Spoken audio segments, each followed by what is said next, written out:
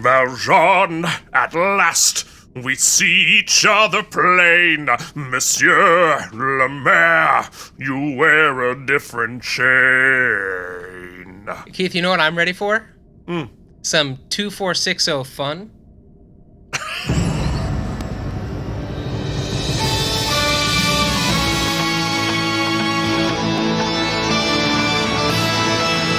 I think we nailed that. Before you say another word, Javert! Before you chain me up like a slave again! Listen to me, there's something I must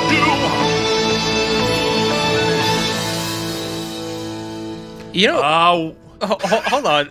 Hall of Shame, Keith. You know what musical I am a hard meh on? No. Yeah. No! No! I mean, I appreciate most of it, but I have to tell you, every time I've ever sat through it, I leave going, oof, that was too long. All right, so we are talking about For the Uniform. I'm going to do the footer right here live. Mike, how you doing? Why don't you tell us what's going on in your life while I do this for Keith, a second? I will. You know, it's a great idea. I'm going to cut to some footage of me telling you about the newest member of the DS9 watching family. The best.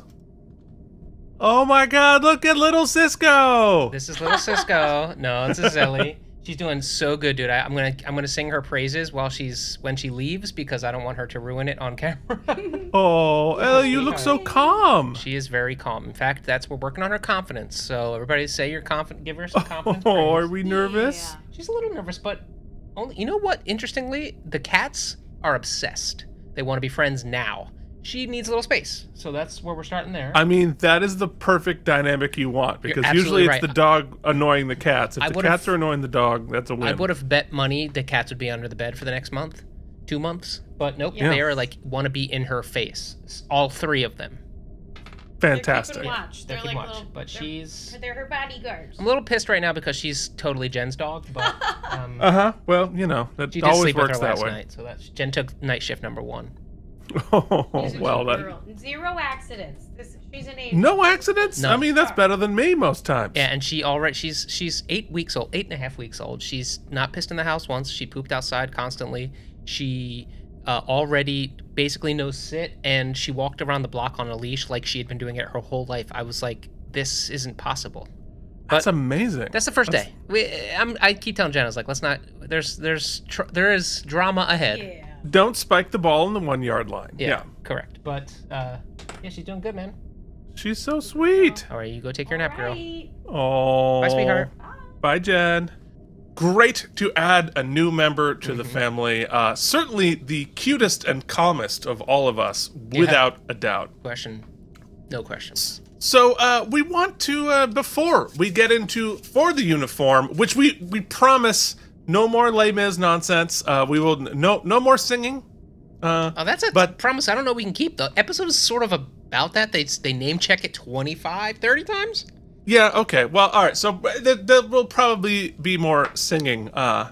If it wouldn't demonetize us, I'd put up a recording of me doing some of it, but not going to happen. Anyway, so we have to talk about last week's episode, The Begotten, before we get into this, and here is what you had to say. Folks, Joshua Cronin, if you want me to read this, be a patron. Leave a super thanks. But promise, even if you're not, we read and appreciate and enjoy everything that people are posting here. As long as they're spoiler-free, folks, I will moderate. Yeah, Keith is coming in hot with the what- moderation. I got a stern warning to not read the companion anymore. Yes. I mean, completely out of the blue, appropriate of nothing. I was like, keep your damn nose out of the damn companion. To be fair, you also did that like a month ago, and I stopped. But now he's just reminding No, me. you didn't. You're like, now I only look at the pictures. I only read it for the pictures. No, it's in the crapper now, and I don't look at it when I'm in there. Needs to stay there. Stay there. All right. Anyway, Joshua Cronin says about The Begotten, I enjoyed this episode so much. Odo and Mora are amazing actors, and they ring out so bright in this. Emotional character building and continues a wonderful story. 95 self-sealing stem bolts from me. YouTube viewer says the most 90s thing I can think about, we were thinking about that last week, is the cast of Friends selling AOL CDs. Yes. Man, amazing. those things were ubiquitous. You couldn't blink 3 times without an AOL CD falling in your lap. They were like roaches. They'd crawl out from under the counter. No wonder they went under eventually, because you apparently never had to pay for it, because you could always get 3 months. I think it's stacked. Did it? I believe it's stacked, but I don't know. I don't remember. Or just like, you just make another email. That's why I have 700 aliases. YouTube viewer continues, great episode, but I dock some stem bolts because I don't like how the status quo is God in Star Trek. You mentioned this before. New characters die and leave fairly quickly. If a character gets a disability or a new power, they will revert to normal fairly soon. I would have liked to see a non-shapeshifting Odo raise a baby for the rest of the series. Well, that's fun. In my pipe dream of a Star Trek show centering on adult Molly O'Brien, her little brother Yoshi, spoiler, they name him Yoshi, becomes the first human Vedic of the Bajoran religion. Yoshi ends up getting visions of the prophets periodically that drags him into weird messes that Molly has to pull him out of.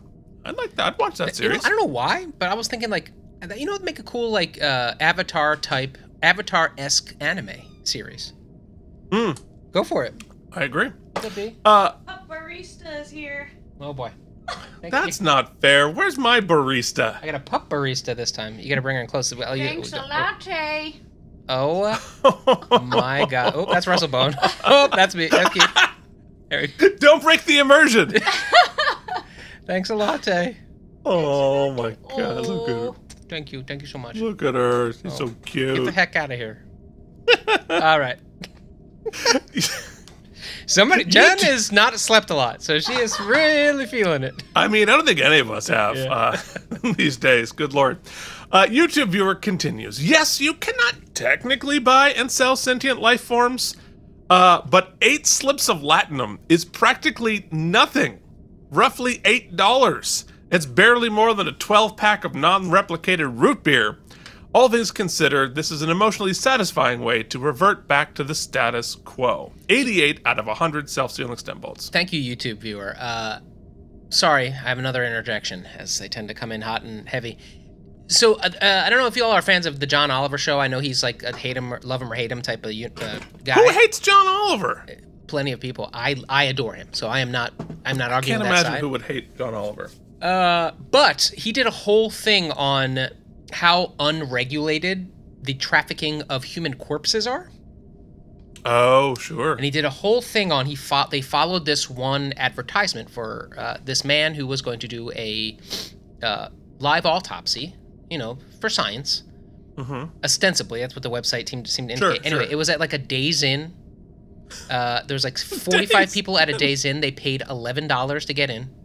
And the guy was just like, he was not a doctor. He was not a mortician. He had 0 medical knowledge or just hacking up a body. Just hacking up a body, and he legally obtained this corpse through whatever channels that John was discussing about how unregulated it is. So I mean, there are multiple movies.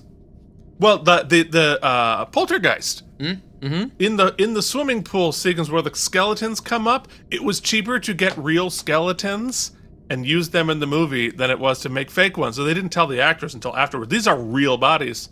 I guess I always come back to, like, as much as the idea, that's why you have to drill in, right? That's why I like John Oliver, because as much as the idea of, you know what, less regulation. Stop telling the government telling me what I can and can't do. When you drill in, regulation is sort of like, I don't think you should just be able to go to the Days Inn and watch a guy hack up a body. No, the people who don't want the government messing with what they're doing are doing something wrong. Yeah, you should have to find that on the dark web like everybody else. No, so I think it was YouTube viewers, made a comment a few weeks back we haven't addressed. When we were talking about how, like, everybody knows a guy. Said commenter wanted to reiterate that not everyone knows a guy, and maybe it isn't great that you know a guy. And I was like, that's fair. That is a fair criticism. And I wanted to put that on the internet. Fair. That is fair. Yeah, no, totally fair. We don't think you should have criminal friends, but also, you know what? You choose your friends. The government's got to stop telling me who my friends should be. That's what I think. I don't think they are, buddy. Well, then my YouTube show should stop telling me who my friends should be. What's happening? What? How did we go from talking about this heartfelt episode, this father-son story, to you're talking about hacking up people in a Days Inn? How did we get? Keith, we've stayed at a couple Days Inn where I wouldn't put it past them. Oh, good Lord. Anyway, don't eat the sausage. at the breakfast buffet of a Days Inn is what I'm saying. Oh, no. Oh, no. That's what's going to happen when we get rid of all the regulations, Supreme Court. We will be eating human sausage. This episode brought to you by the Days Inn. The Days Inn. The Supreme Court said, Should we start over? No, we're in it now. Okay, Oh my what else? God. All right. What else have the viewers had to say? JD says, first off, happy birthday, JD. Second off, I hope your power hope you comes have back. power. Yeah. And take care of yourself and be safe. And in Texas right now, yikes. Especially in this heat. Good Lord. JD says, Keith throwing the pen needs to be a GIF. I would throw another pen, but this is the only one I have in my hand. I can't Someone give was up my squeaking one. earlier. My own pen. I don't have a squeaker right now. Anyway, we need a new word for the level of exhausting that politics has come. I think it is what's happening on the show right here. This is what's happened to our brains. It's not great. Politics feels like going to watch a body get hacked up at the Days Inn. At the Days Inn. Yeah, and there's no free buffet. No. Even of humans or otherwise. At least we all feel the same. Yeah. By the way, you guys need to be watching Prodigy Season 2. It dropped a couple of days ago, and HS Netflix, right? Season 2 was even better. The story's fantastic, and the music score is one of my favorites. Mike, the problem is you don't have an action figure of Bobby Donnell above your desk. Yeah, you gotta get yourself a Bobby Donnell. They've gotta be out there somewhere. Keith? Mm-hmm. I'm gonna say it now. I'm just letting it go. I was gonna save it for toys, but I crossover. I have found myself an Etsy of a Bobby Donnell head sculpt, 3D printed. I purchased it. I then purchased a Better Call Saul action figure in full lawyer regalia with lawyer briefcase. Right. I am going to, on the show, somehow paint a Bobby Donnell head poorly. Oh, it's unpainted? It's unpainted. And I'm going to make myself my first custom, and it's going to be Bobby Donnell. I thought that was a crazy crossover of all of our properties. This is going to be must-see TV for everybody. Somebody please send me a list of the paints, because I have I'm very bad painting. I think that should be a live episode, watching you paint. We'll do it, but I'll have to time time shrink it. No. I want to watch you. We all want to watch you struggle. Anyway, send me what paints I need. Okay, this episode sucks. We're a mess. Mike, I want to get you a picture of Shakar from the show, and go ask your mom, hey, if you were younger and single, what would you rate him? I.e., would you hit that? And then consider her answer, and that she was part of the target audience back in the late 90s when they cast him as a love interest. So we're all thinking Shakar's all like boring. I don't know that she is single. I don't know that she has to be younger. I think it still tracks. I'll ask her. I mean, so this needs to be like a would you bang, yes, no. My mom wasn't into the blondes, but we'll ask. I will ask. He is blonde. She wasn't into the blondes. She wasn't into the blonde. Well, look, he can be whatever hair color she wants. All right. You should probably film the response to that. I think that would be good TV. We haven't. Rita hasn't been on the show yet, so that could change. Get ready for that viewership to skyrocket. Whew. All right. JD continues, I do enjoy this episode so much. 95 self-sealing stem bolts from me. And he says they always plan to bring his ability back. Happy birthday. Hope you have power. Hope you can see this someday soon. Harry Pothead says, it just hit me. Mike doesn't even know what's coming up. It just hit you? That this is... Well, but I think in context of what's about to happen. Okay. Says, I get that this is his first time, but it just now hit me that what he's about to see in the next 2.5 seasons. When a man loves a woman. If that's not a teaser. Two people love each other. Harry Potter. What? I'm coming into the puberty of the show, I guess, as I'm about to see whatever I'm about to see. Everybody keeps talking about it. I gotta tell you. Nobody was talking about puberty. My point is, I'm going to be about to become a Deep Space Nine man. Something's coming. People keep talking about something's coming down the pike, and I don't even know. Harry Pothead continues. I'll give this one 100 stem bolts. Nice. I just lost my dad in March, and we had a contentious relationship for a large part of my life. However, for the past 12 years or so, things had become very comfortable between the two of us. A lot of the Dr. Mora and Odo back and forth rings extremely true to me. I always loved my dad, but I get teenage angst takes me a little too far for a long time. It was only after having my own kids and realizing that my dad was probably just as confused as a new dad as I was. And now I started seeing things from his point of view. I really miss my dad.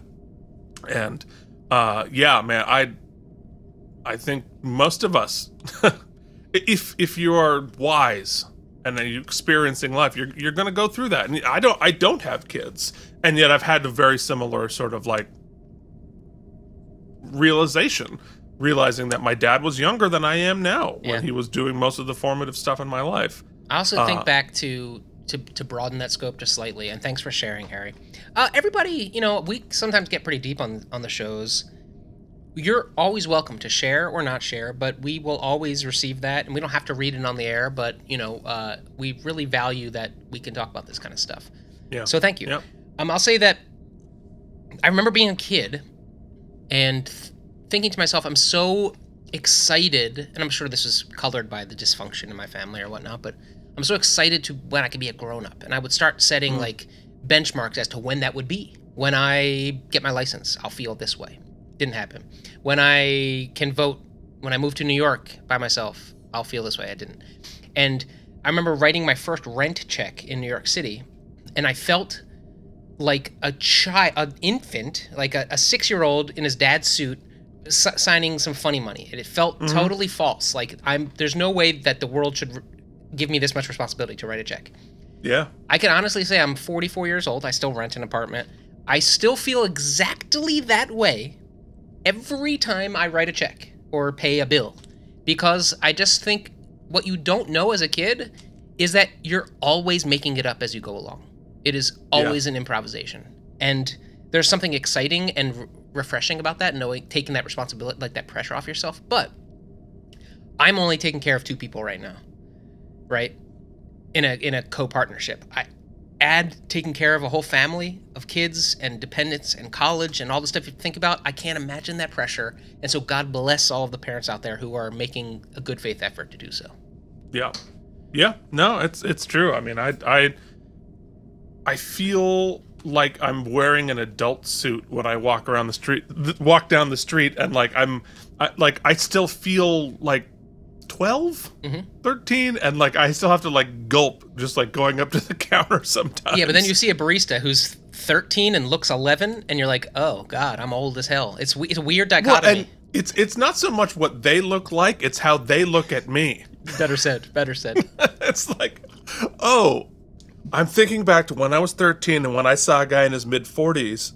That's how that's what they see. I feel like we're roughly the same age, but they see me as this old whatever. So anyway, life, aging, parents. More to come. Worf's Boot Shivs says yes when Trek tackles real life relatable situations, just like the father-son dynamic here. It is at its best, and Deep Space Nine over all other Trek does this the best in my opinion. 98 self-sealing stem bolts. Hibernation Pod, also sort of similar, getting into life, right? Says, becoming completely estranged with most of my family members is so normal to me, I don't know what it's like to not be. My foster mother, who I considered my true parent, is now gone, but I know she did her best. I never got to have the discussion that you talked about here, but I know that they could have been eventually had. However, time is still far too finite. When this aired, and I was glad I got that Odo got his ability back, I felt it was the right direction to take. As I often say with so many of the episodes, they hit harder now than ever. Never had a dad, but I still get it in my own limited way. And I think thank you so much, 90 self-sealing stem bolts. Thank you so much for sharing all of that, because that's some tough real life stuff. And I think what was missing in our discussion last week was the acknowledgement of the privilege of being able to, not only to have these discussions with your parents in any type of a way, but even having access to them at all. Because we talked about, because you lost your father before you could have a lot of these things. Some people didn't have their father until their teenagers, or their parents. And so there are so many different layers. Yeah, and then to acknowledge people who might have had the physical opportunity, but because of reasons or boundaries or whatnot, they chose they had to relinquish that relationship. And so, not everybody gets that privilege. Not everybody gets that for any number of different reasons. And so any rung on the ladder towards this type of repair is to be celebrated. And some people don't have access to even that and have to do it all internally. So thank you for sharing that, and thank you for reminding us, especially me, who has all of the possible privilege with parents, right? They're both still alive. They're both still together. I get to talk to them every day that I want to. I can repair this all I want. And that is an immense privilege. So. And even like those of you who don't seem to have anybody who's the privilege of not having maybe you had a great upbringing, maybe you have a great relationship with your parents. I think the other thing I learned from this episode is that what was a little cathartic too was the moment where Odo acknowledged what his parent went through and gave them that recognition that, sometimes an I don't love you or sometimes an I love you doesn't just accomplish. There's a difference between that and I recognize now how hard it must have been what you did and what you were doing. And again, as we said last week, these things are not mutually exclusive. Like that the fact that it wasn't good enough doesn't mean it wasn't the best you could do. The fact that it was the best you could do doesn't mean that it was good enough.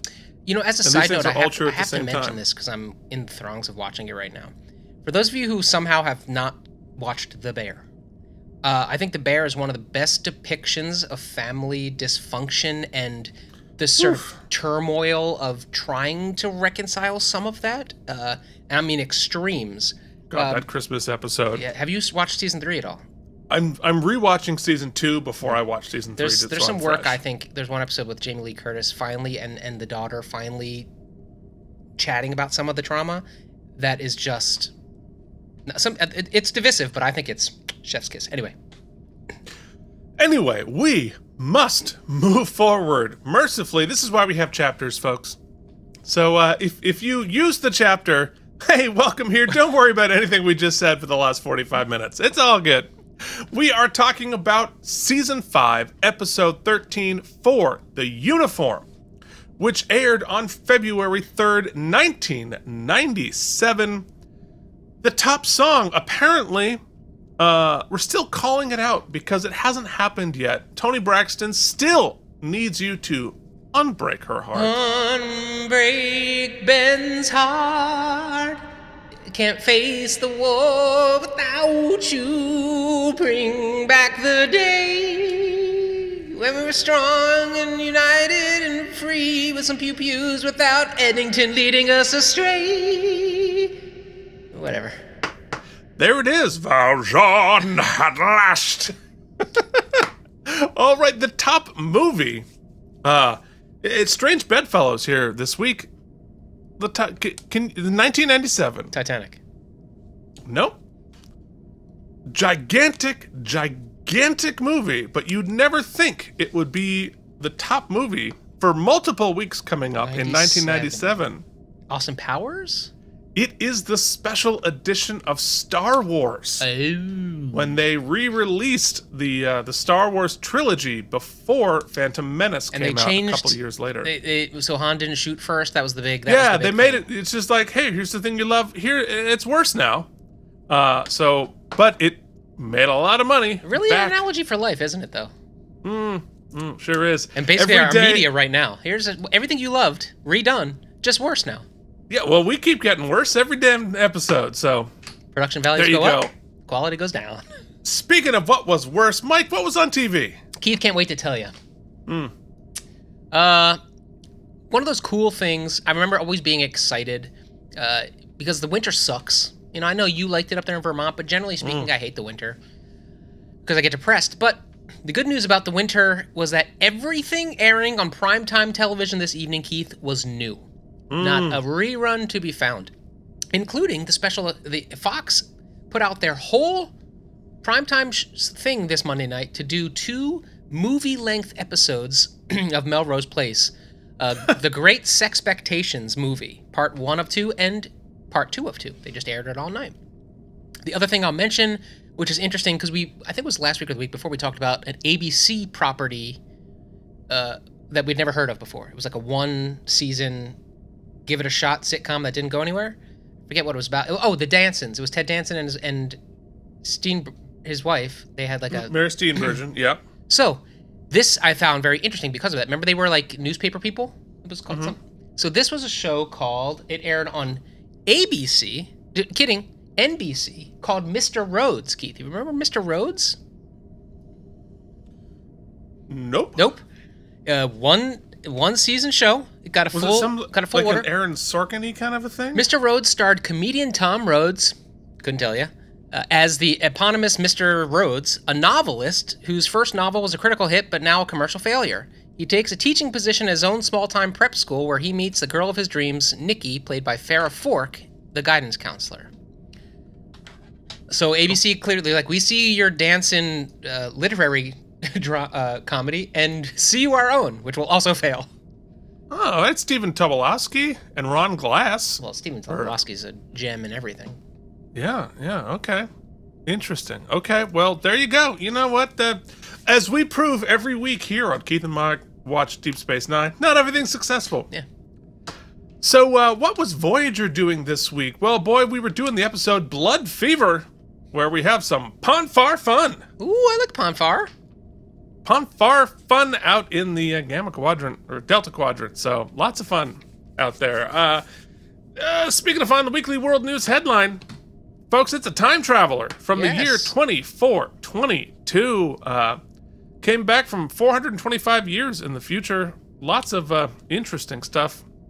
Didn't read it, but wondering what they had to say. There was an episode of Star Trek, the Next Generation, that had a similar premise. So this is one of those topics. I'll be brief, I promise. Like the time trap proof that there was a time traveler is one of the like rabbit hole things that exists on the internet. That if you want, you can go down the deepest of wells on YouTube. People who are proving time travelers exist with all kinds of found footage. So if you are even remotely interested in exploring that weird avenue, check it out on YouTube. I guarantee someone will comment below, now that I've said that, and be like, oh yeah, 100% real. Here's the link. Please do. I mean, I guess there's no way to disprove it. It's not quite flat earthing, but it's certainly an easy one to just make up. All right, so let's talk about For the Uniform. It was directed by Victor Lobel. This is the first of Victor's 4 episodes of the Deep Space Nine, including a little episode called In the Pale Moonlight. So, you ever dance with the devil in the pale moonlight, Keith? We will in that episode, let me tell you. Mike doesn't even know. I don't. It's awesome.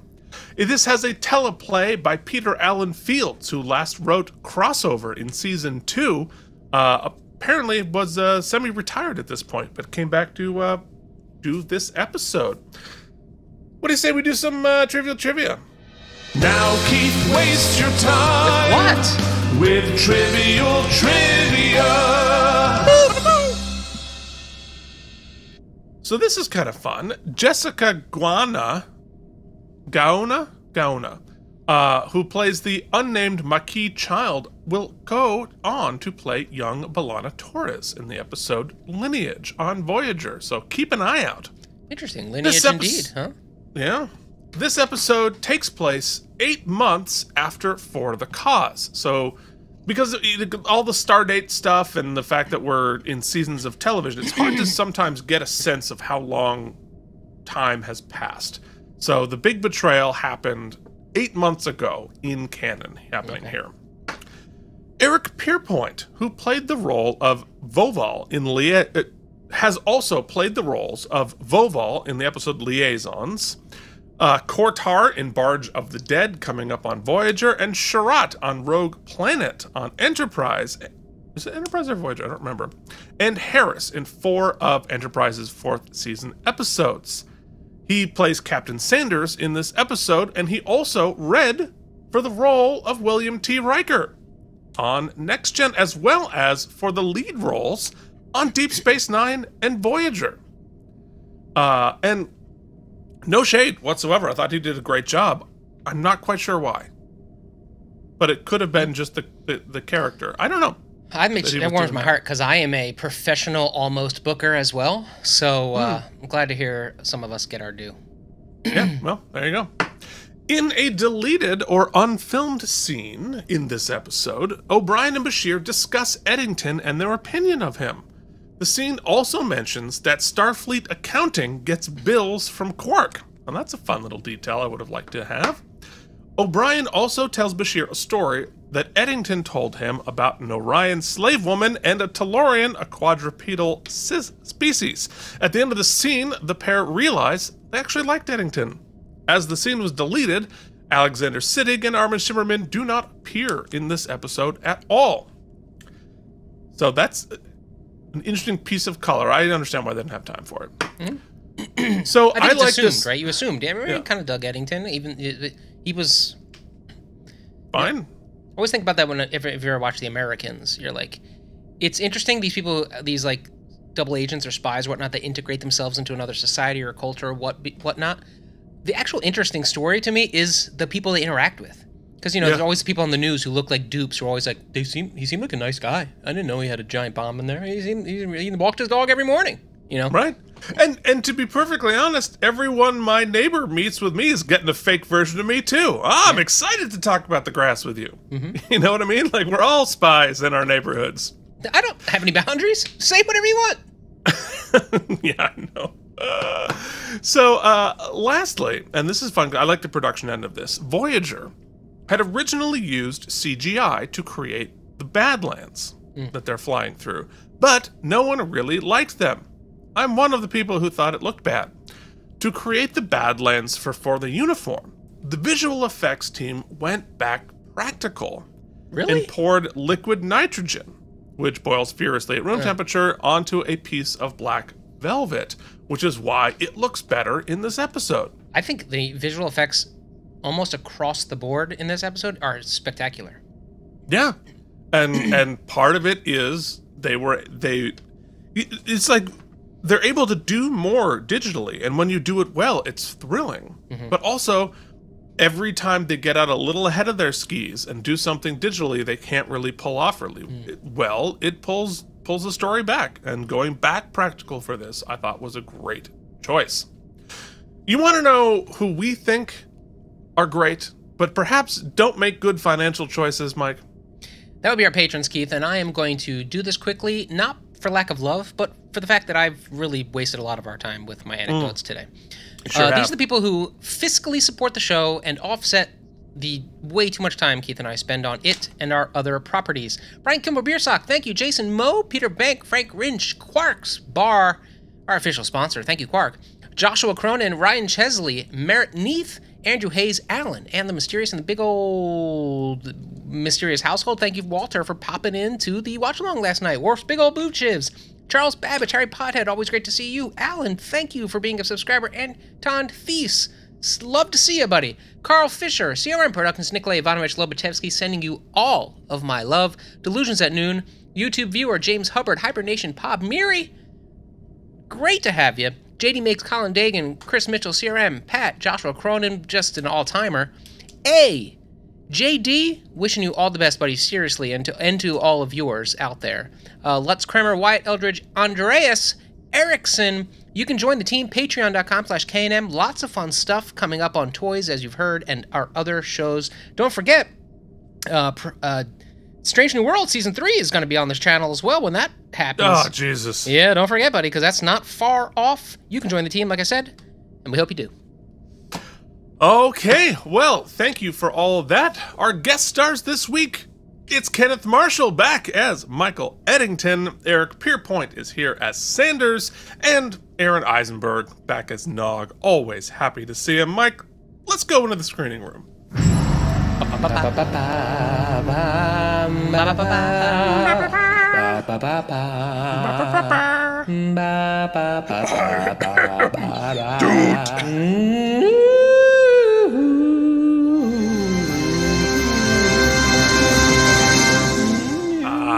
So many nonsense noises you get to listen to every week. Keith, before we start, Jen, I'll say Jen is recovering from COVID, and Oh no! I'm still testing negative, but I'm still fighting off the cold I thought I had before, which maybe it wasn't cold at all. I want to mention we had a great watch along. You can join the team patreon.com/KNM last night. We had like 8 people in the chat. It was really fun. Some new folks. The prevailing comment, simply, Eddington is the worst. The worst. Which I probably concur with. So I think everybody believes he's a bad villain, and we will discuss as much now. Well, because so my follow-up question to that is he the worst like Kai Wynn is the worst? Like the character is so detestable? Or do we not like the character as a piece of Deep Space Nine lore? I don't know. Let us know. I think probably the former. I think he's great. I liked him when he was I liked the double cross. I mean, does he mustache twirl bad guy monologue here? Does he Dr. Claw it? Yeah. You know what I mean? Yes, he does. But they write that into the script, so I almost forgive it. We'll get there. But I don't know. We'll see. All right. Well, in our teaser, Sisco is undercover on the cave set looking for information about the whereabouts of traitor Michael Eddington.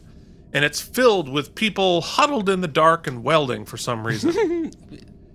He gets pointed into a dark room and is immediately held at gunpoint. You know what kind of weapon that is?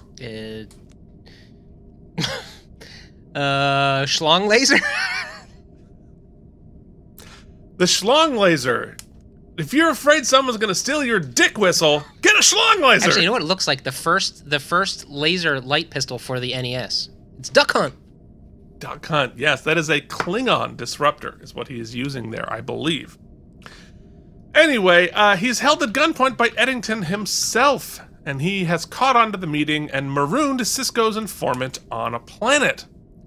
They spar for a bit about the nature of betrayal and treason. Everybody watching this show knows the Duck Hunt. You know, laser. Keith, you're just jealous that I pulled that out so fast. Let's go forward. Yeah. You're the one who said dick whistle. After you said schlong laser.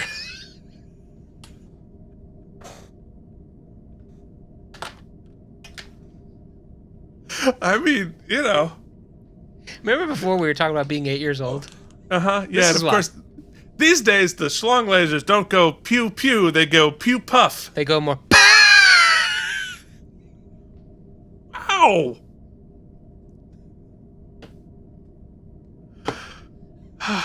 This is a weird episode. I apologize, everyone. We're in a weird mood. Anyway, so Eddington and Sisco spar for a bit about the nature of betrayal and treason. And Eddington points out that the people here in the cave set are refugees after the Federation gave their planet to the Cardassians. But they have refused resettlement and chose to stay on the cave set. And Eddington says, "Look at them, Captain. They're humans, just like you and me. And Starfleet took everything away from them. Remember that the next time you put on that uniform. There's a war out there, and you're on the wrong side." Sisco replies, "You know what I see out there, Mr. Eddington? I see victims, but not of Cardassia or the Federation. Victims of you, the Maquis. You've sold these people the dream that one day they can go back to those farms and homes and schools, but you know they never can.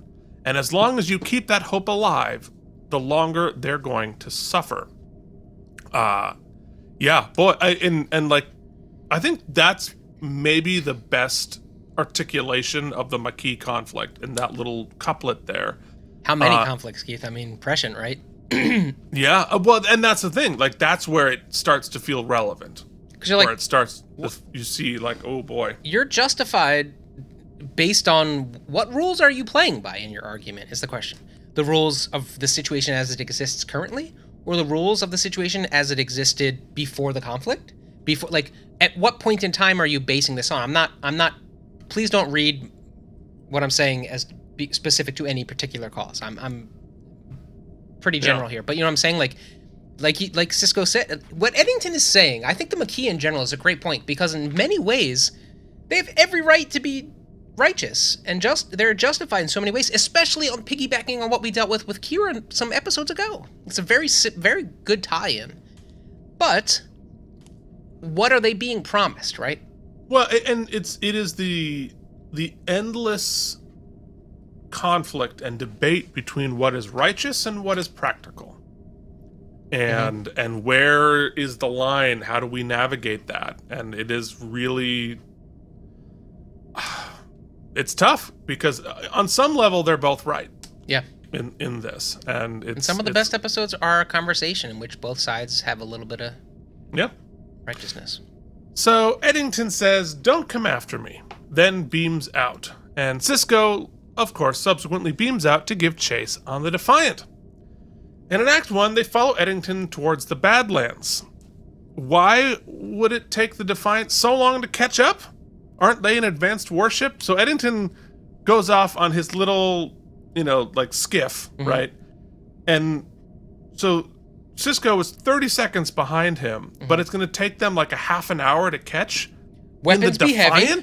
Weapons be heavy. And maybe our last dry dock from after the Pewdie Pews from that movie, we are still a little crippled.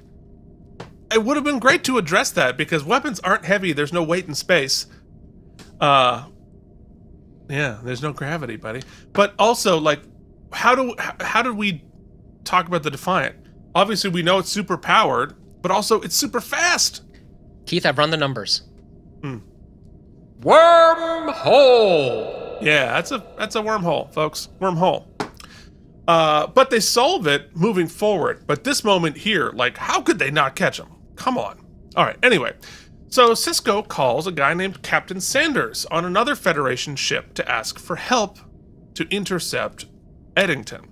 They demonstrate the new holo communicators, which allows actors to talk face to face and not be on the view screen. I know that behind the scenes that people were like, "Hey, we need to like move on from the view screens."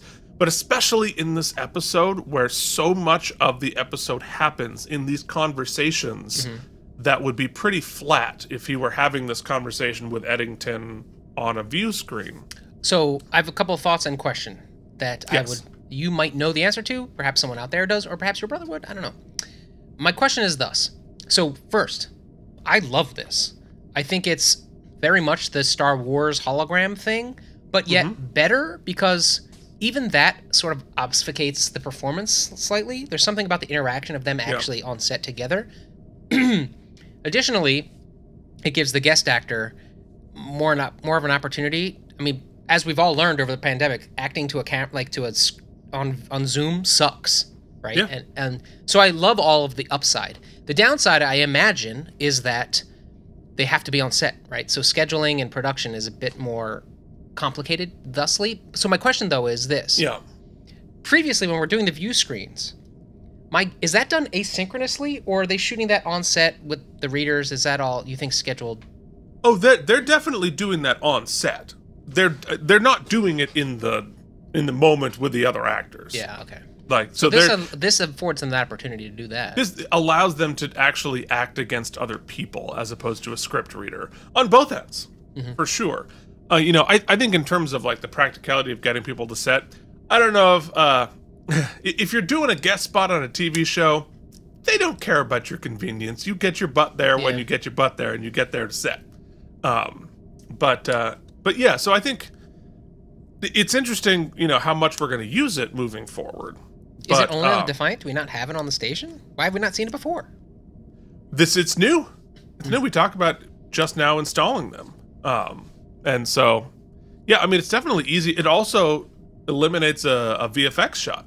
Obviously doing a green screen or whatever on screen is not a particularly difficult shot, but you don't need to do any visual effects here. Just like walk on there and go. So, anyway, Sanders says, "Sure, I'll help you go chase him down." But then the Eddington ship surprisingly turns around and comes face to face with the Defiant. And that's weird. So they get ready to go pew pew, but then the Defiant blue screens. Not good. Everything shuts down. Then Eddington appears on the holo communicator. It's amazing that they got the tech at the same time. Yeah. And that the Maquis thought it was worth the time and effort to. And I'm get just happy themselves a that holo the communicator. Maquis decided that it was a good idea to have drop spots. You know what I mean? Like, that a drop spot would be good for this technology. I mean, you got to get the lighting right. Also, it's because Eddington hacked and he was able to do this, but like, what is the other side of the holo communicator able to see? Well, the first guy said he could see Sisco in his chair, and it made it look like Sisco was sitting command in his. Right. So you're just seeing Sisco in the chair. You're not seeing the whole bridge, because I would imagine if you're like talking to a Romulan, that's a security problem. Well, this brings us back to the other wormhole, because it's just way too easy to hack all of our stuff. This is like third episode in a row. They just hack not just like they disrupted our communications. It's everything. Well, on the other hand of that, I don't think it's a wormhole, because Eddington was the chief of security for 18 months. He had time to put this stuff in. He had all the access, had all the time. Sure did, man. But man, every episode we got Odo and O'Brien be like, I've run a complete this, I've run a complete that. I guess not. All right, we got to update McAfee. You know what I'm saying? Oh, well, yeah, no, Windows Defender needs to be updated but that's true of all Trek, yeah. But it's fun to keep pointing it out, though. There's many wormhole versions of that. I think this particular one isn't a wormhole because of the access he had. I'll say this. I think wormholes, since we're very loosey-goosey with wormholes on the show, we really only really discuss them because we made the bumper. Truth is this. I think we only forgive wormholes, or we easily forgive a wormhole if the episode makes any attempt to address it. You know what I mean? Right. Just even the slightest sci-fi gobbledygook. They tried to discuss it here, and it was effective. Good job. Yeah. So we see Eddington arrives and explains that he completely deleted the Defiant's computer, and he set up a virus before he left. Well, Sisco is naturally pissed. Then, for no reason beyond antagonizing Sisco, Eddington shoots the Defiant a few times. And then accuses Sisco of making this personal, which is 100% true. But then, if it's not for Eddington, why did he shoot the Defiant for no reason? It feels almost like this is a scene they should have done before he beams out, right? Before they did the first confrontation, because it would have explained why he didn't catch up. It would have explained your first wormhole. Oh, well, he blew it up. But it's like, why? And he makes a whole like, oh, well, if you're gonna add this to my court martial, and then he like pews him. But Eddington is always trying to like make himself the high moral ground. I think why? I think that we talk about that later. Why? Because he's trying to create. I think he says to Sisco later in another example, and I think this is the first example of, I could have blew you up right there and then. And I think this is, once again, showing enough force to be like, I could have destroyed you, but I didn't. It's just, you know what I mean? It's another breadcrumb. But he knows that. Yeah, but it's exposition, and baby. He doesn't we gotta say do that, too. But he does say it later. Yeah. Yeah, I don't know. It just seems weirdly antagonistic. Anyway, Sisco is naturally furious once again. Eddington says, like you said, I could kill you now if I wanted, but we're not killers. Leave us alone, and we'll leave you alone. So in Act 2, after being towed back to the station, O'Brien explains it's going to take 2 weeks to reinstall all the Windows updates. O'Brien explains that he found 2 more viruses planted on the Deep Space Nine computer. And we were reminded that Eddington was in charge of security on the station for 18 months. And one guy on the bridge is like, I told you to get a Mac! No one wants to listen? All right. Yeah, well, we bought it used from the Cardassians. You know they were going to pay for a Mac. All you got to do to delete something, drag it to the trash can, it's deleted. And you can use 9% of all the software you want to use. Fair. And it costs 10,000 times more. You can't cloak, but you do get 3 months free of Apple Music. Yeah, great. Anyway, Odo has a good line here. After he points out all the things Eddington did, Have you ever reminded Starfleet Command that they stationed Eddington here because they didn't trust me? No. Please do. I think that's a fair point. Mm-hmm. Fair point. Then Captain Sanders comes in and tells Sisco that he's been that he's taking over the search for Eddington. Cisco has been looking for Eddington for 8 months and has gotten nowhere. Oh, he's got his hands full with some other stuff too. Don't forget, he's been also busy. the Pope. He is also the Pope, and he's been doing a lot. He did find a lost civilization. He did. He went a little crazy, but he went a little Joseph in the Amazing Technicolor Dreamcoat. I guess every episode is going to be musical theater themed this season. But Starfleet thinks that Eddington knows Sisco too well and can anticipate his moves. Sisco plays it cool while Sanders is there, but he is not happy. I mean, he plays it cool. He's like a Sisco 8, but he's a normal human 12. Normal human, like 30 in this next Avery scene. Brooks he's something. He's something, that's right. So later he punches a bag held by Dax for some reason in danger. Both the character and the actor is in danger holding that punching He's actually bag. studied something. There's also cool lighting on his gloves. I wanted to make sure we pointed that out because it's not just boxing gloves. He's got something cool on there.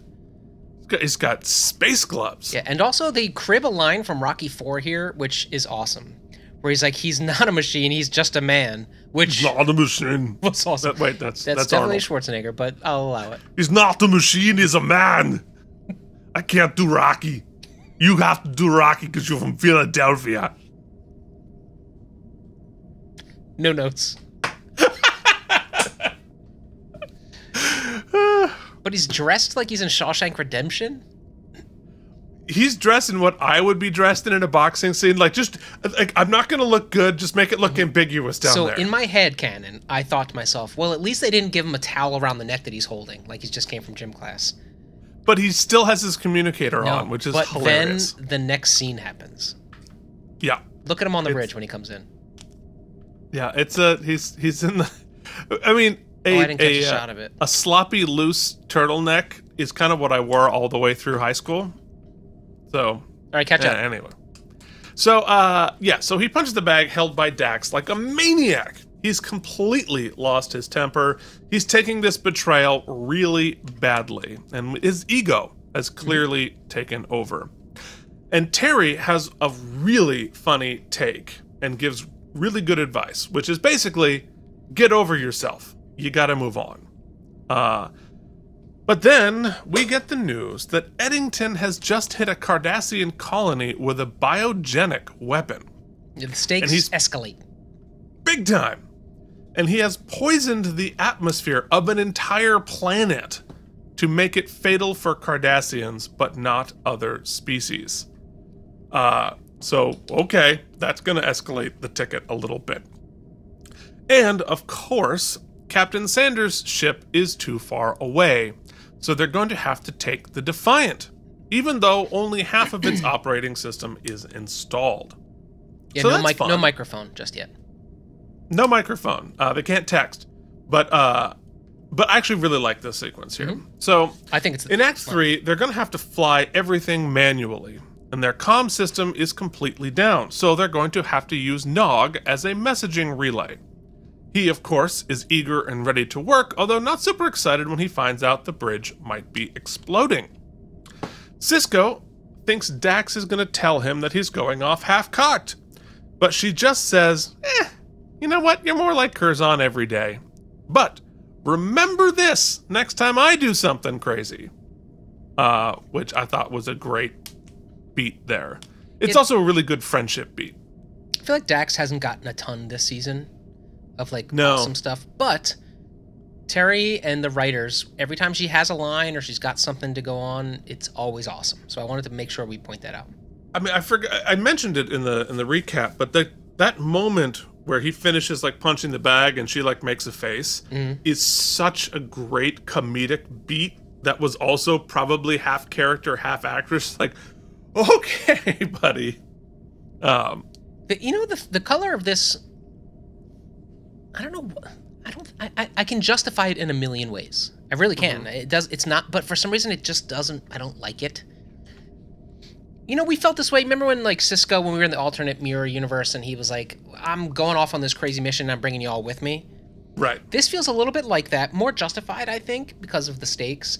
But it's weird to me that, like, I know why we need him, but it feels so weird. He just had a baby. Why do we have to bring O'Brien on this suicide mission right now? It feels weird to me. Just had a baby. Kira just gave birth to a baby. But I don't think it's a suicide mission. Like, that's the thing. I thought that's what they were given. No, because, like, even with half of its brain, the Defiant is way more powerful than these little Maquis raiders. Okay, like, that makes me feel better. Like, because although on the other hand, like, it's also the military. Like, the military doesn't care you just had a baby. Yeah, you're right. You got stuff to do. I guess it's when you frame it that way, it makes sense. But, like, when you juxtapose that to, he just released a biological weapon, it makes it seem so much huger. Well, yeah, and the stakes are kind of all over the place. But I sort of imagine, right, the Defiant is a super high-tech, brand new tank. And the Maquis raiders are like the pickup trucks you attach a gun to the back of. And so even though the tank is a little crippled, it is way more powerful. But anyway. he just exploded you and hacked all your systems. So, like, you're not. Oh, for sure, you're not without peril. But I think also because we're dealing with this battle of egos, that as we're going to talk about for the whole rest of the episode, the egos are more about, like, moralistic egos than anything else. They know Eddington isn't going to kill him, unless he has to. Yeah. For his own ego's sake, not because it's not the right. Anyway, so they get ready to part, and we do this whole, like, submarine thing while they're flying everything manually. And I think, go back and listen to it. There is some fantastic music work. That's what you said. I was like, this is maybe the best cinematic scoring we've heard, maybe to date. It is this sequence. I don't know who woke up that morning and was like, you know what? We're going to make this one of the best scenes we've ever shot. And I think it is. I think this whole, from start to finish, the communication, the hero shots, it makes the Defiant look badass. Like, talk about pro wrestling, like making a heel look strong, or a face look strong. It makes it look badass. Every one of them, down from Nog to every person playing their part, seems like a hero. It is awesome. And yeah, I totally agree. And I think, for me, so much of it is the score. Like, there's all these, like, brass military fanfare motifs that make it feel like those, like, epic 90s movies of the heroes and the ships taking off, that kind of stuff. Well, and you said this when the Defiant was first sort of unveiled on the show. What Deep Space Nine didn't have, and I think intentionally, right, was, like, the space adventure-ness, the, like, ship adventure stuff, right? It was a different look, a different take. But at some point in your core, you're like, oh man, watch Next Gen, where you get all original series, where you get all these epic hero spaceship stuff. Yeah. This feels like the first time, even though we've used the Defiant for many other things, where we get that shot and it looks awesome. Yeah, sounds awesome. We're starting to build the mythos of the Defiant, which is going to become more and more and more a thing. Just super fun. Anyway, Nog communicates all the messages using his 2010s Bluetooth douche earring. That we all had I called it an iPod Nano. They pull out slowly, and it's tense because everything is super manual. I wrote again, the score is fantastic here. And Dak does a great job of not smashing back into the station. Such a great sequence. By far the best part of the episode for me. Yeah, 100%. So we cleared that hurdle too. So they zoom off to the Badlands, which now look way better practical than they did digitally, as I mentioned before. Kira spots a Maquis raider, and they head off in chase. But then Eddington shows up on the holopad. Oh, yeah, so, is this the one they blow up? No. Later than they do that. Oh my god, stop calling me. So, they go and make chase, but Can Eddington we get a VPN? Can somebody get me a VPN? Seriously. Eddington shows up on the holopad. He sends Sisco a copy of Les Mis and calls him Javert. They go to fire on the ship, but they find out it's fake. They have been fooled again. And we find out they have been lured here so that the Maquis can attack and take out Sanders' ship, Captain Sanders, the Malinche. And we find that it is dead in space. So I think clearly we find out that that his abilities using these little ships is probably better, more powerful than I'm giving them credit. Thinking about it retroactively, because with his Starfleet intelligence, he's knows how to cripple these ships. These much bigger ships. So in Act 4, they arrive and rescue the Malinche and discover a humiliated Captain Sanders. They were also fooled, but they do get some intel they can use. They've intercepted a message that maybe they can decode. Well, guess what? Odo is able to decode the message. He studied his Humpty Dumpty. His Humpty Dumpty, it's buried in a Breen nursery rhyme. Although, it's not. It's just a Breen nursery rhyme, as it turns out. And it's basically, it's Little Miss Muffet, which is by Mother Goose, so they are in the Goose system. The Goose system, yes, yes. I sent you a croissant. Maybe I'm going to Paris. I mean, for someone who clearly has advanced technical knowledge, he's like, you know what? Label the porno folder miscellaneous. Well, it's not even. No, it's even like it's like label it sexy time. Like it just says what it is. What it is. They'll never think you would put it there. Nobody labels porn. You know, to be fair. You know, no, not gonna tell that story. Forget it. It's kind of the pass. It is the. This is the equivalent of the Starfleet password, Picard 123. Cisco 211. 211? No. 123.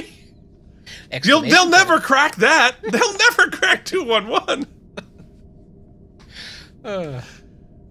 Anyway, so they realize it's a Breen nursery rhyme, and they figure Odo thinks it might be a clue that the Maquis are going to meet up with the Breen, because they know how to keep bioweapons cold. But it's actually kind of worse than that, because it's also a little bit Deus Machina, because he's like, so it's somewhere in the Breen system, but there happens to be like a Maquis outpost in this one specific Breen thing, and you're like, oh, okay, well. Yeah. It's like if I was like, hey, Mike, where am I? And then I played Board to Run. You're like, oh, Jersey. Yeah. But you only have one place in Jersey where you live. How could you possibly figure out where I am? Yeah, it's true. But of course, you know, yeah. So they track down a Breen freighter headed for the DMZ, and to they be figure fair, out. though, it feels almost like Eddington once again wants to be found, right?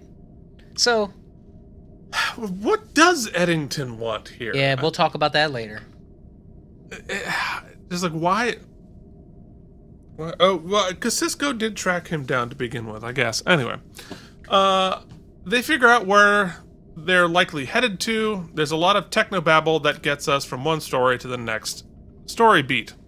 When they arrive, it's too late. They have already deployed the bioweapons on the next planet. But they got here just in time to see two Maquis raiders scampering away. They blow up the first one, just kill everybody, and chase down the second one, which has locked phasers on one of the Cardassian freighters fleeing the poisoned planet. So this bioweapon is very, very specific. It's totally fine for everybody unless you're Cardassian. So I'm assuming this very, very bioengineered. Dude, you have to stop calling me. I don't work for you. Anyway, so so they have a choice. Because they've shot on the Cardassians. It's afraid it's going to spiral down onto the planet and everyone's going to die.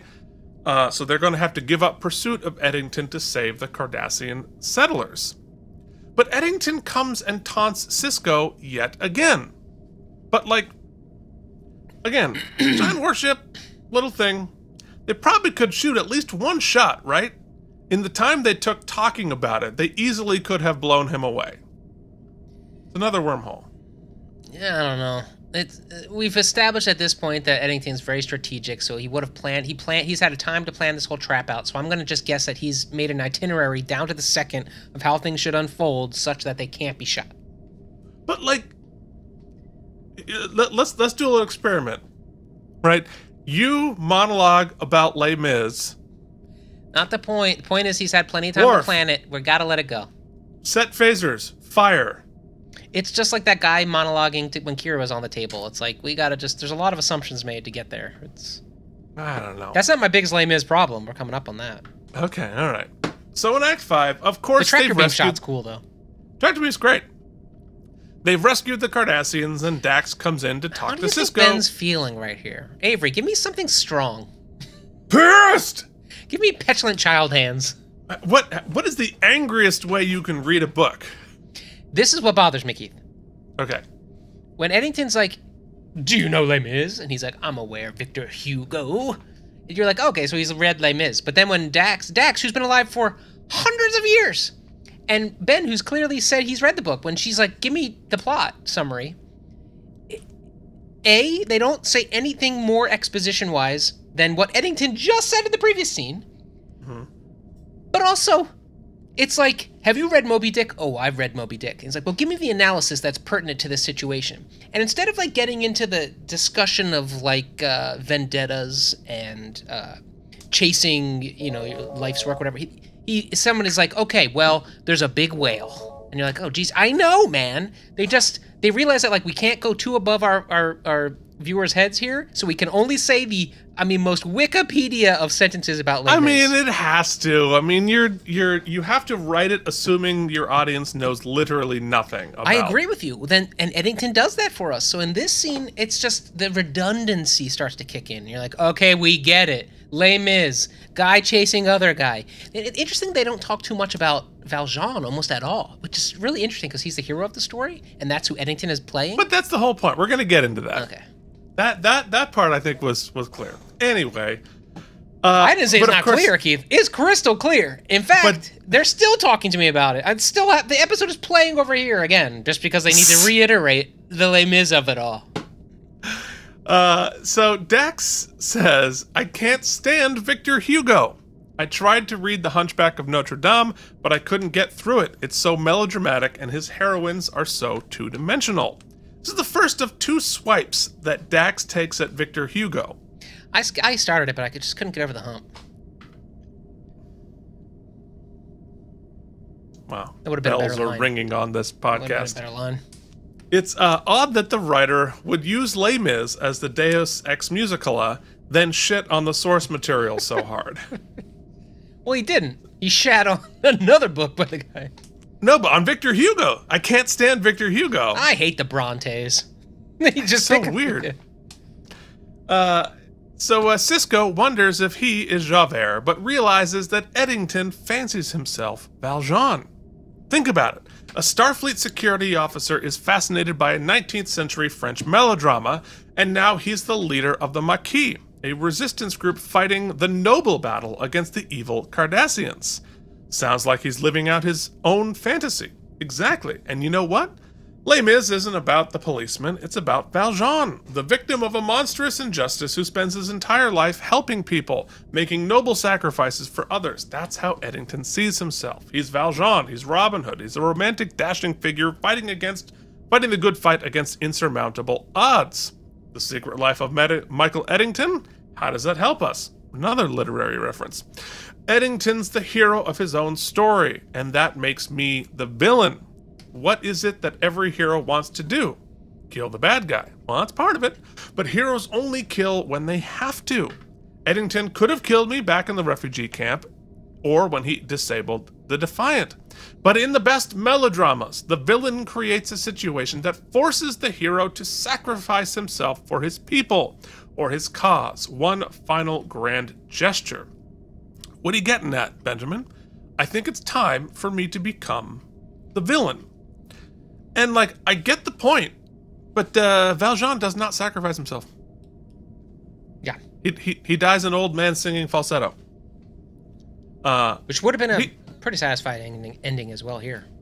I'm Cisco. I'm dying. Oh, I'm old. Bring us home. Could beam us up. No, I don't know. Go ahead. Beam me up. Oh, it's so sad. So now Sisco is gonna be that Keith, villain. interestingly, hold on. This just in. I have to sing "Bring Him Home" next weekend. Do you really? Yeah, it's the last number of a 90-minute rock and roll skrelt show. I have to sing "Bring Him Home." So let me tell you what I don't have at that point: any falsetto left. Oh yeah, I recorded it for my grandfather's funeral. Let me tell you who sings it better between the two of us, folks. Not me. It might be Avery Brooks. He might be the one really who can do it best. Yeah.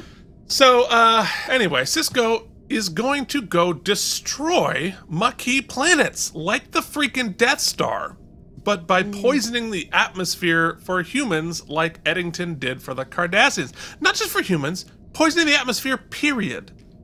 Now, if I'm not mistaken, than what?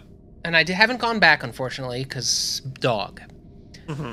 The exposition because I've been thinking about this all night. I've been tasting whether the ends justify the means here, which I think is a hot topic for conversation. Mm-hmm. I believe the exposition that is necessary here is that Eddington had sights on doing this a lot. He had enough weapons to do this to a lot of different. He was going to go on a WMD tour.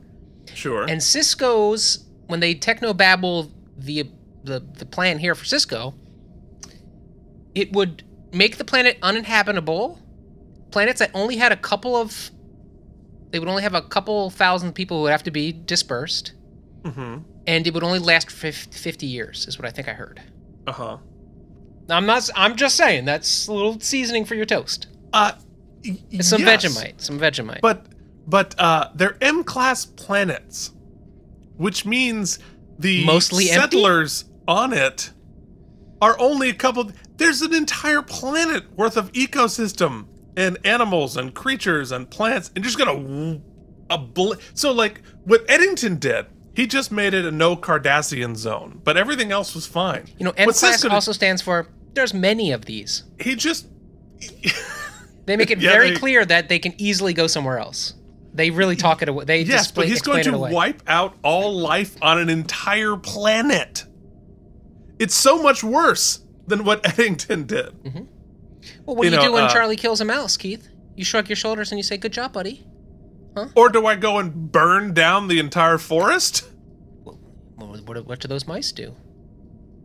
I don't know, but I'm not going to burn down a forest. I'm going to jettison this analogy because it doesn't even make sense to me. No, I'm so confused. Anyway, and then he does it. He actually does it. Look, I liked this bit only because I was like, damn, I would have bet all of my money that this was a bluff. Well, for sure. So the Maquis can escape, but all other life on that entire planet just got wiped out. But, I mean, when you compare the stakes, it wasn't about just getting Eddington. I mean, the guy was going to go he's already carried out, he blew up Alderaan, and we found the blueprints to all the other planets he was going to be blowing, so we had to do something. No, but here's the thing. He didn't blow up Alderaan. What he did is he put an Empire repeller on Alderaan. Cisco blew up Alderaan. It's like Eddington put up an invisible fence. Right. And you sprayed Cisco pesticide. Burned it down. Yeah. Like, what? Yeah, it's a big swing. So Eddington says, "Do you realize what you've done?" And Sisco says, "I've only just begun. I've only just begun." Yeah, he goes into that to Doctor Who destroy all character, life on a Doctor planet. Who. What was that character he played? Dr. No? I make no compromise. When he's in Armand Bashir, he plays Dr. No. Burn it down. Keith, I'm talking to you. I'm singing. I know. When Keith starts singing, folks, you can't break through.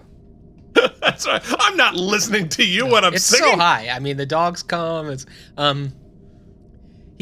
forget it. Let's go. Why is his coat so big?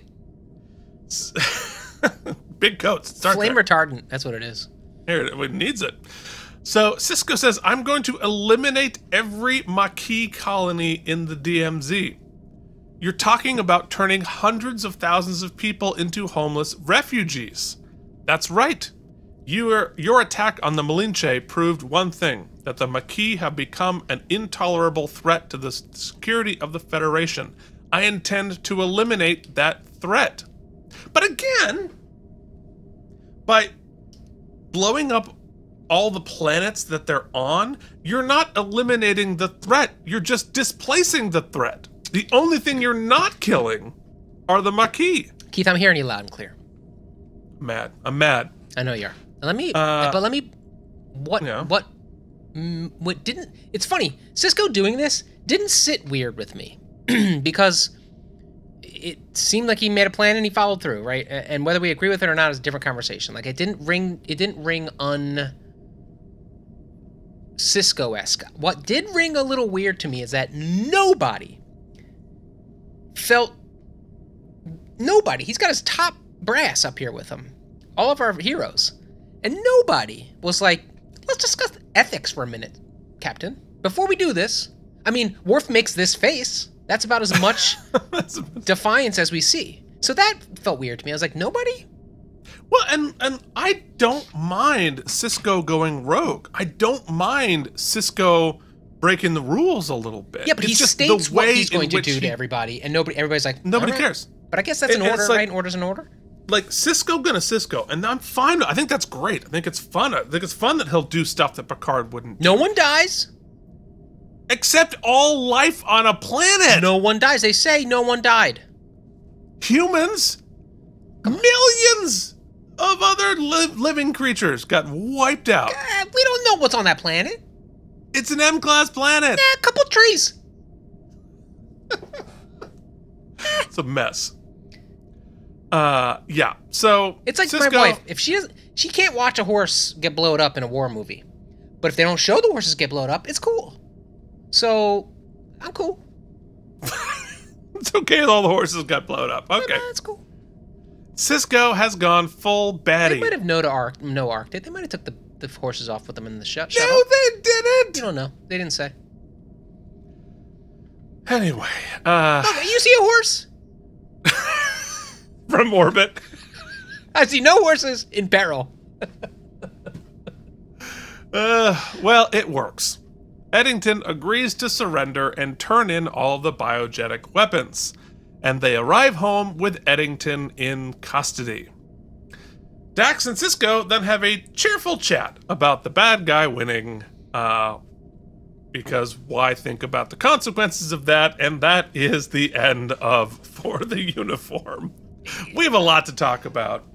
Let's get through the rest of the shots. Yeah. Here you're feeling like, okay, we should get a good close, right? I didn't do anything, yeah. Oh, okay, good. Oh, are there going to be any consequences for that? That screenshot does not give the vibe of the tenor of that scene, but we will talk about it in a very literary segment of our own. This one.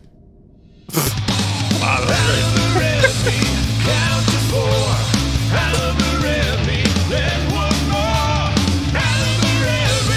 And now, ladies and gentlemen, the master of the house, Keith Barney. Woo! Yeah.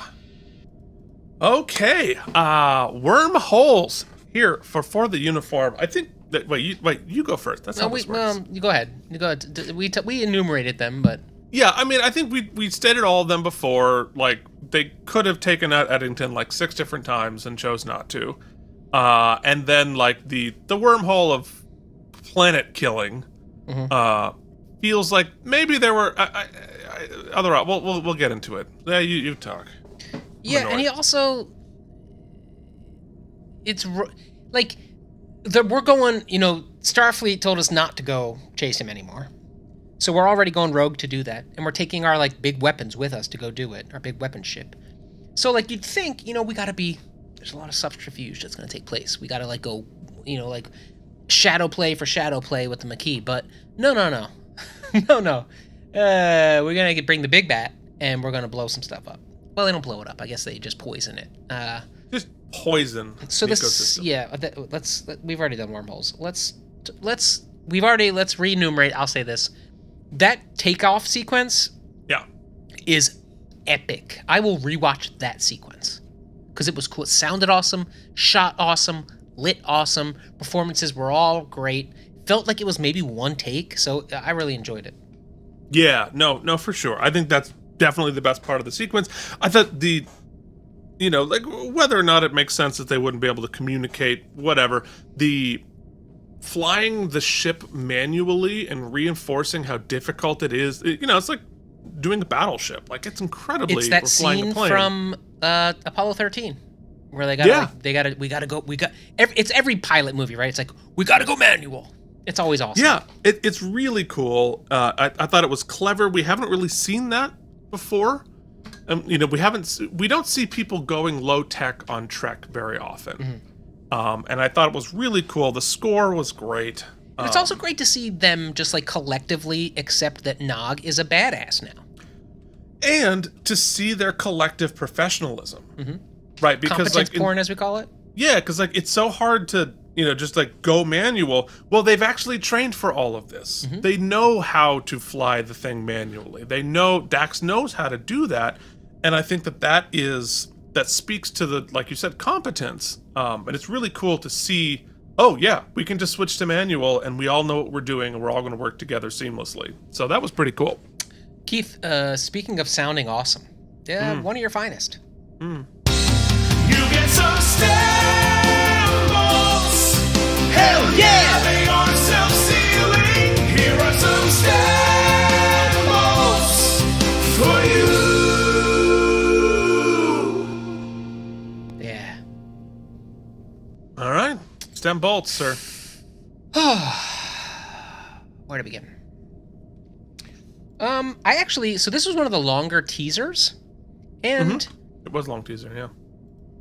I have to say I think the teaser did a better summation of the episode than the episode, right? It set up the stakes, it set up sort of the positioning, and it presented an argument that I was sort of really interested in seeing explored, especially in the wake of some really unique, nuanced conversations and arguments that took place over the past 2 weeks about interfamily conflict, and then prior with Kira, what the conflict between oppressors, oppressees, and who gets to define what a freedom fighter versus a terrorist is. All great conversations we've had. In fact, they set up, like I said in the teaser of this episode, that we're going to have that conversation again about how the Maquis are justified, and then he says, "Well, are you justified?" And then who's on the right? And I thought we were going to say, is this going to be an exploration of whether Sisco is in the right or in the wrong? Yeah. And then at some point it pivots to like, is this about Sisco's need for vengeance?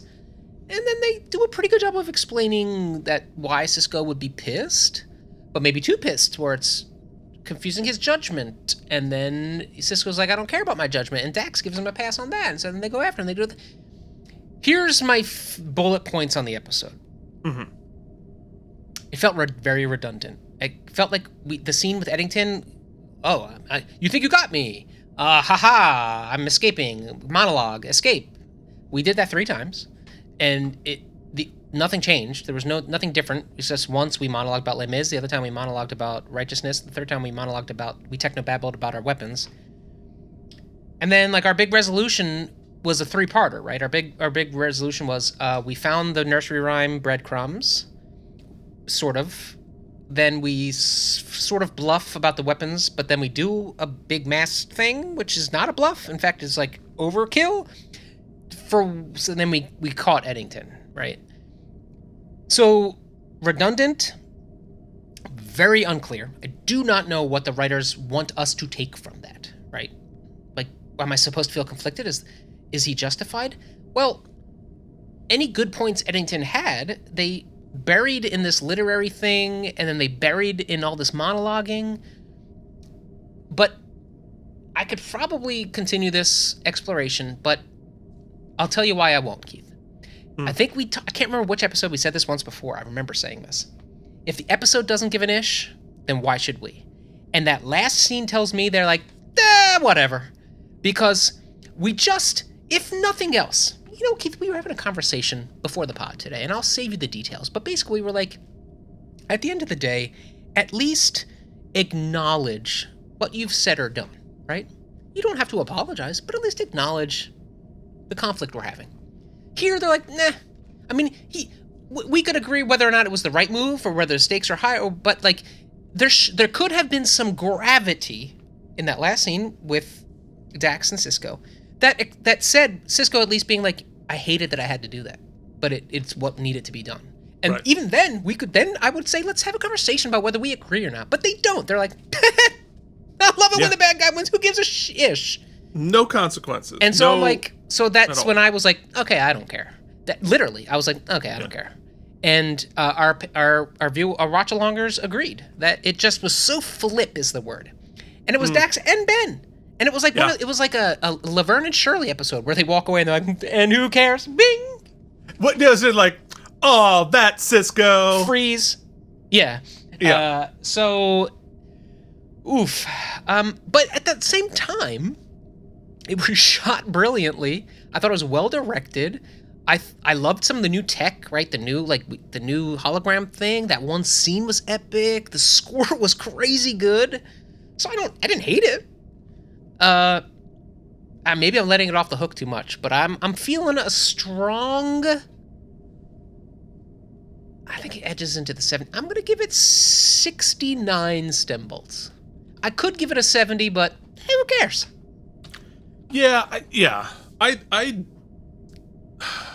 don't like this episode. I think it's just... Let me tell you. It's trying too hard and not hard enough at the same time. Well, I'll tell you what this episode is about, but the episode doesn't know that this is what it's about. Okay. This episode is about how male rage and ego is ruining the universe.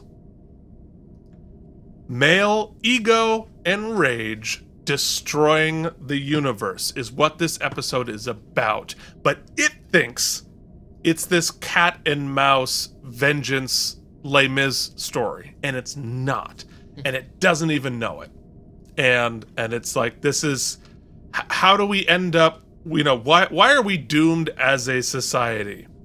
Male ego and rage, and the weird justifications and the fragile ego and the rage and what happens at the end of it. Like, this episode so clearly shows how that is destroying this world, but has absolutely no awareness of it, nor accountability for it. We just accept that that's like, oh, what a cool story, whatever. And it's such a bad and ugly look for all of the characters allowing this to happen. Now, I'm going to say this. I was trying to say it before, but let me be very clear. Do I have a problem with Sisco breaking the rules? No. Do I have problems with Sisco being morally gray? No. Do I have problems with Sisco sort of doing the wrong thing to get the right thing done? No. I think all of that is part of what makes Sisco, part of what makes Sisco so great and so interesting. But like you said, when it's working, that has weight. It has consequences. We see the cost that it comes, and we understand the stakes of why he's doing it. Whereas this was just reckless and selfish and destructive.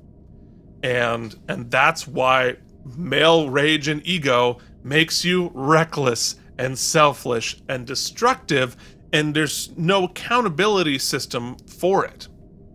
We all just deal with the consequences of it. And I think this episode is just like, oh, hey, what a fun romp. These guys really hate each other. We're going to do Hatfields and McCoys here. And very much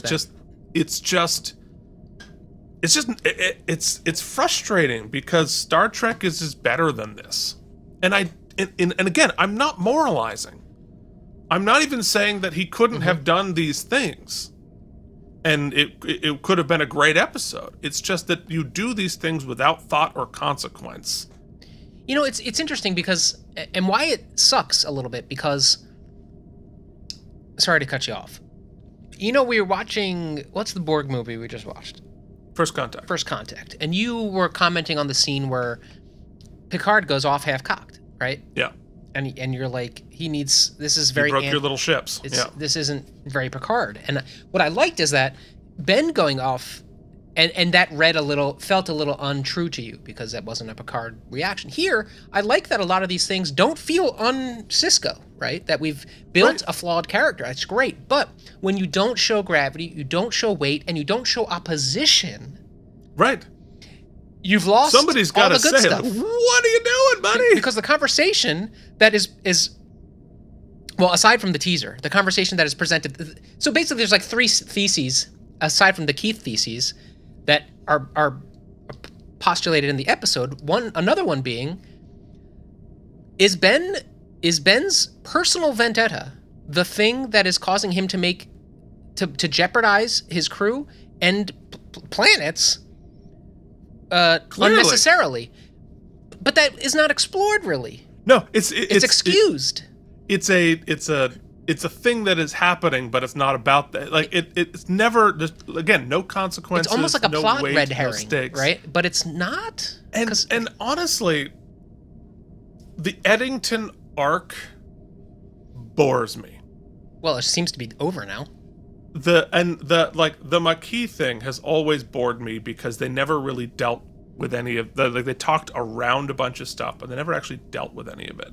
They had an opportunity. I agree with you. Sorry, it's the last thing I'll say. I'm going to let you finish.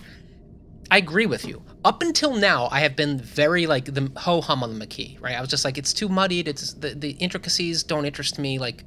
But after the past couple episodes, as I said, about freedom fighters and being on both sides of the occupation, I was like, this is a great opportunity to resurrect it because it plays into what we've just explored. And then they crap on the opportunity to do so. Well, it's also, yeah, I think that's a really good point because the Maquis story is a repeated beat. At least it's not completely, but a lot of it is repeated beats from the occupation. And what Kira is doing, just badly. It's just that like there are 2 things that happen with the Maquis. One, the punches are pulled in a way that they're not with the Bajoran occupation and the resistance, and also the story is muddy, and it doesn't have a point of view, and nobody is articulating a point of view particularly well. And so I don't know what you're trying to say. You've already said it better. And so I'm bored by it. And so, anyway, so that's, this episode is actually, if you believe it, a 7.8, 55 out of 173 on IMDb. It's actually ranked higher than last week on IMDb. No way. I do not like this episode for all the reasons that I said. So it gets a 65 for me. It's a frustrating episode. It's not, none of it is bad. I just like, I'm done with Eddington. I'm done with the Maquis. The problem is, man, big picture is this show is so good when it knows what it's saying that it is a glaringly obvious when they don't know what they're saying. Well, and also talk about mixed metaphors, right? You brought up Moby Dick, and I think last time we dealt with him, he called him Captain Ahab. Yeah. And now he's Javert. Like, I don't even like. Yeah, okay, you're smart. You've read a book. Yeah, so have I. But you got to say something. Yeah. You know what I mean? Mm-hmm. You got to tell that story. Anyway, Keith, so you won't be dying at the barricade for this episode? No, and I love dying on the barricade. That was my favorite part. Anyway, next week, we're doing In Purgatory Shadow. Now, it's a 2-parter, and I have been asked on multiple channels if we will be doing the view-along as a 2-parter. No. Keith says no. Okay. Okay, we got to do it as we did it. Mm-hmm. Right? That we did Where the Warrior together because it aired all together in one night. Whereas this aired the next week. We got to think about it. For those of you who I told on the watch along that we would do it as a 2-parter, I lied to you. No. Keith does make the rules.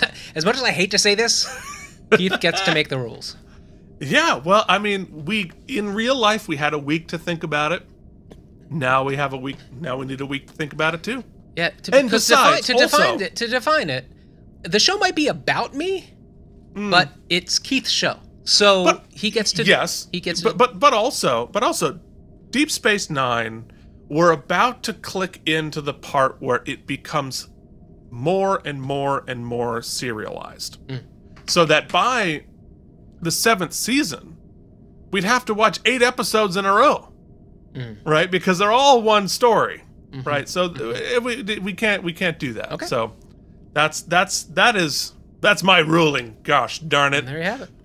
So thank you all so much for watching. We'll be back with In Purgatory Shadow. Thank you for, putting up with our nonsense. If you would like to watch Mike watch that episode live, you can join the Patreon at patreon.com/K&M. Spell out that and. If you're listening to the audio version of this only, please leave us a rating and review on Apple Podcasts or any other podcasting service. We want more people to listen. We've had some new people notice us this week and have been going back and watching some of the old stuff. Oh, that's awesome to watch, yeah. So great, so fun. Welcome to the conversation when you get here. So anyway, we will see you back here next week. Till then, this has been Keith and Mike Watch Deep Space Nine. Thank you for watching K&M Entertainment. If you enjoyed our particular brand of nonsense, please like and subscribe. Or become one of our patrons at patreon.com/K&M.